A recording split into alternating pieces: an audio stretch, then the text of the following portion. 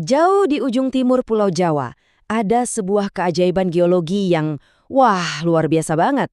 Sebuah kaldera yang cantiknya seolah-olah bukan dari bumi, dengan danau berwarna biru kehijauan yang super menakjubkan. Inilah Kawah Ijen. Coba deh, lihat airnya yang tenang dan warnanya yang menggoda itu.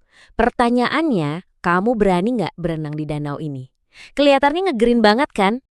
Jawabannya, jangan pernah coba-coba. Kecuali kalau kamu pengen badanmu, ya meleleh. Yep, kamu nggak salah dengar. Danau ini adalah jebakan yang paling indah. Oke, sekarang kita masuk ke inti ceritanya. Di balik semua keindahannya yang menipu itu, Kawah Ijen sebenarnya adalah salah satu tempat paling mematikan di planet kita. Sebuah paradoks yang ekstrim banget. Jadi gini, secara resmi, Kawah Ijen adalah danau kawah paling asam di seluruh dunia. Ini bukan cuma tempat wisata biasa, tapi juga laboratorium alam raksasa yang menyimpan keajaiban sekaligus bahaya yang luar biasa besar. Terus gimana ceritanya tempat se-ekstrim ini bisa ada ya? Nah, jawabannya ada di proses geologi dan kimia yang udah terjadi ribuan tahun lamanya. Oke, kita mundur jauh ke belakang ya, sekitar 3.500 tahun yang lalu.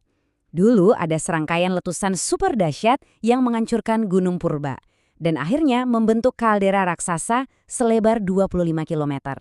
Nah, di tengah-tengah kaldera inilah tumbuh gunung berapi baru yang jadi rumah bagi danau yang kita lihat sekarang.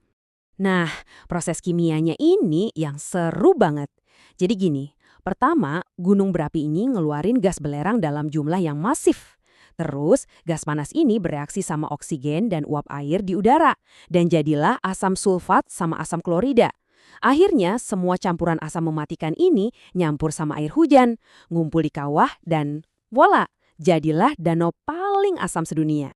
Seasam apa sih emangnya? Tingkat keasamannya atau pH-nya itu bisa di bawah 0,3.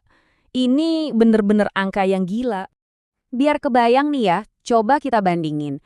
Air aki yang kita tahu super korosif itu pH-nya sekitar 1, jus lemon sekitar 2. Air danau Kawah Ijen jauh lebih asam dari itu semua. Saking asamnya, logam aja bisa lumer loh di situ. Tapi justru dari kondisi super ekstrim inilah muncul fenomena-fenomena alam yang paling indah dan unik di Ijen. Kombinasi antara api, asam, dan warna yang benar-benar bikin takjub. Ada satu fenomena yang saking kerennya, orang-orang bilang ini pemandangan seperti dari dunia lain. Sesuatu yang harus kamu lihat sendiri baru percaya. Inilah yang disebut api biru atau blue fire. Ini fenomena langka banget loh. Terjadi pas gas belerang bertekanan tinggi keluar dari retakan di gunung, terus kebakar begitu ketemu udara. Hasilnya, api warna biru elektrik yang cuma kelihatan pas malam hari. Dan ini cuma ada di 2 tempat di seluruh dunia, salah satunya ya di Ijen ini. Terus, warna biru kehijauan danau yang cantik banget itu dari mana? Jawabannya, ya belerang lagi. Warna itu muncul karena cahaya matahari mantul dari partikel-partikel belerang yang larut di dalam air super asam itu. Jadi intinya, sumber keindahan dan sumber bahayanya itu sama. Oke, dari keajaiban alamnya, sekarang kita pindah fokus ke manusianya. Karena di tengah semua bahaya ini, ada orang-orang yang mempertaruhkan hidup mereka setiap hari buat cari makan. Ini dia pekerjaan para penambang belerang. Mereka cuma pakai pipa besi sederhana buat ngalirin gas belerang. Begitu mengeras, belerangnya dihancurin jadi bongkahan besar pakai tangan. Setiap hari mereka harus hirup asap beracun, seringnya tanpa masker, terus manjat tebing kawah setinggi 300 meter yang miringnya curam banget. Dan beban yang mereka angkut itu, gila, nggak main-main. Satu orang bisa manggul 75-90 kilogram belerang di pundaknya. Coba bayangin, itu kan berat satu orang dewasa dipanggul sekali jalan. Perjuangan mereka belum selesai loh. Setelah berhasil naik dari kawah yang curam itu, mereka masih harus jalan kaki lagi sejauh 3 km sambil manggul beban puluhan kilo buat sampai ke tempat pengumpulan. Terus bayarannya berapa untuk kerja sekeras dan sebahaya ini? Sekitar 50-75 ribu rupiah per hari. Kalau dirupiahkan itu setara ya cuma 3-5 dolar Amerika. Efek danau asam ini ternyata nggak cuma dirasain sama para penambang aja. Warisan pahitnya ngalir jauh ke bawah, mempengaruhi lingkungan dan juga masyarakat sekitar. Jadi, kalau danau ini meluap, Air super asamnya itu ngalir ke sungai terdekat namanya Sungai Banyupahit. Namanya aja udah pas banget, artinya air pahit. Dan yang menyedihkan, sungai yang tercemar ini masih dipakai warga buat ngairin sawah mereka. Nah, ini juga fakta yang menarik.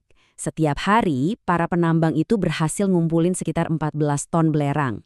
Kedengarannya banyak kan? Tapi angka itu ternyata cuma 20% dari total belerang yang bisa dihasilkan kawah setiap harinya secara alami. Alam menyediakan jauh lebih banyak dari yang bisa diambil manusia.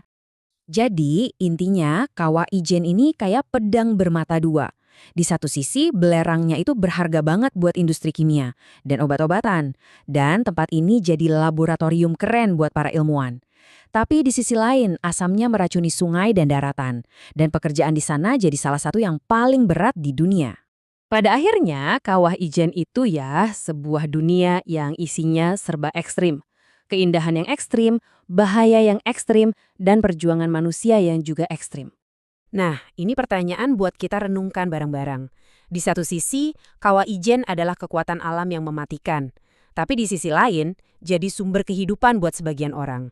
Jadi, gimana seharusnya kita menilai sebuah tempat seperti ini?